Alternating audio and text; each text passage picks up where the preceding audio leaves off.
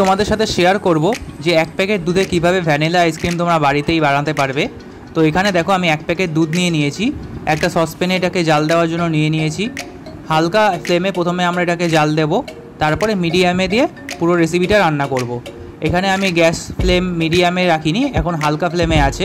হালকা ফ্লেমেই দুধটা প্রথমে ভালোভাবে জাল দেব। তো এখন আমি এর মধ্যে চিনি দেব।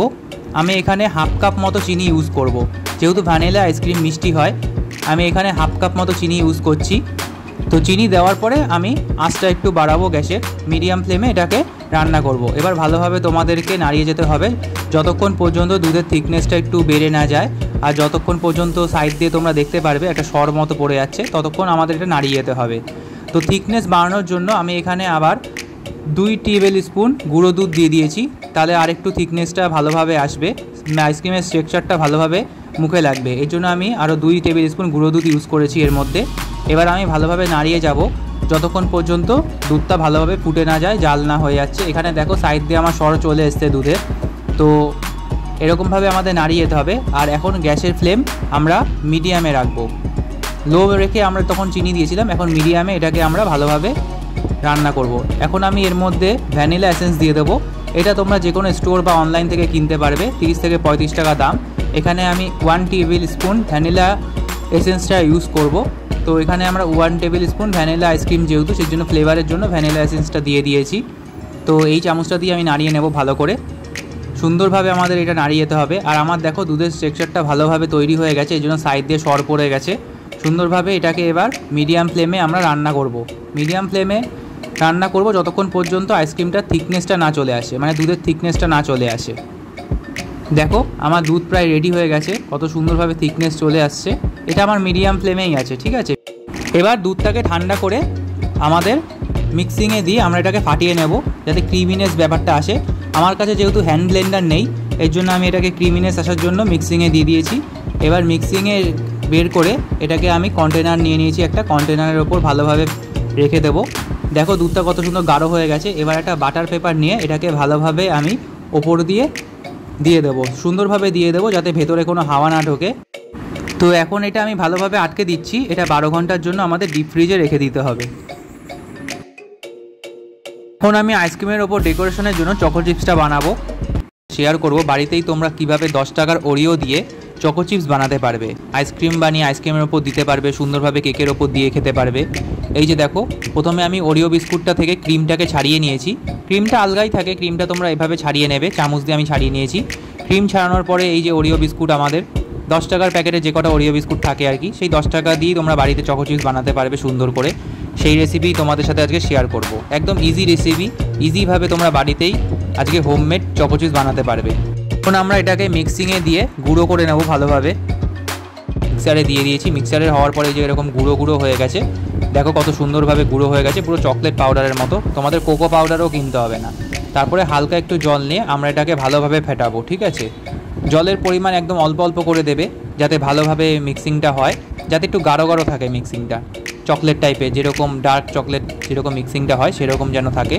তো এরকমভাবে আমাদের ভালোভাবে ফাটিয়ে যেতে হবে সুন্দরভাবে, হালকা হালকা করে। যদি জল লাগে তাহলেই দেবে। প্রথমে 1 চামচ জল দিয়ে দেখবে যে কতটা মিক্সিংটা কীরকম হচ্ছে। আমি যেমন অল্প অল্প করে জল নিয়ে প্রথমে ফাটাচ্ছি চকলেটটাকে। এটাকে তোমাদের ভালোভাবে মিক্সিং করে যেতে হবে, ভালোভাবে এরকম আলতো আলতো করে সুন্দরভাবে মিক্সিং করে যেতে হবে।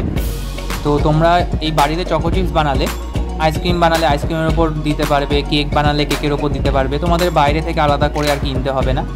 তোমরা আমি যেরকম ওরিও বিস্কুট ইউজ করেছি, ওরিও যদি না পাও তাহলে অন্য যে কোনো চকলেট বিস্কুট তোমরা ইউজ করতে পারো, সেটা নিয়ে কোনো অসুবিধা নেই, ঠিক আছে।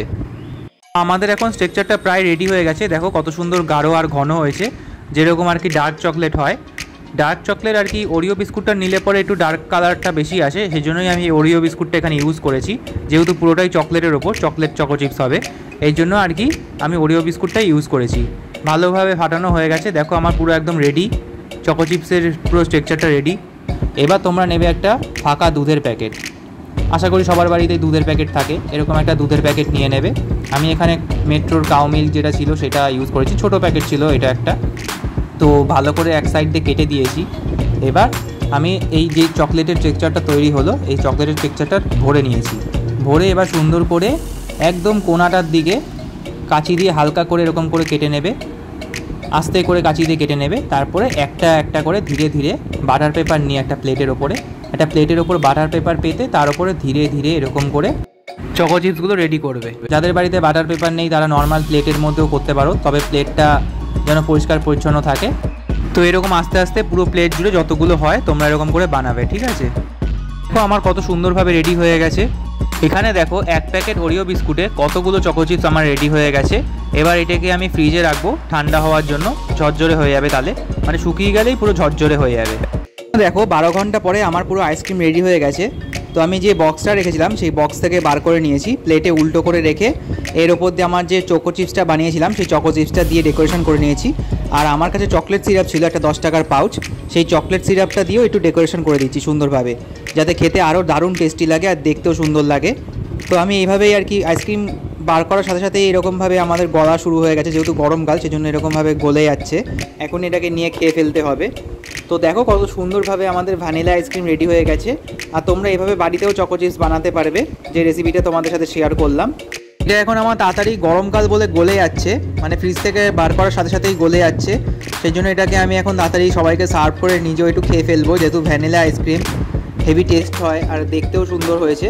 তো এটাকে আমি এখন ছুরি দিয়ে পিস পিস করে নেব, কারণ নালে গলে যাচ্ছে তাড়াতাড়ি। তো এরকমভাবে তোমরা আইসক্রিম বানাতে পারবে বাড়িতে 1 প্যাকেট দুধের মাধ্যমে। আর চকো চিপস তো তোমাদের সাথে শেয়ারই করলাম কীভাবে বানাতে পারবে। আর চকো চিপস সিরাপ তোমরা চাইলে বাইরে থেকে কিনে নিয়ে আসতে পারো, 10 টাকার মাত্র একটা পাউচ নেবে। এবার এটাকে আমি ছুরি দিয়ে সুন্দরভাবে কেটে নেব।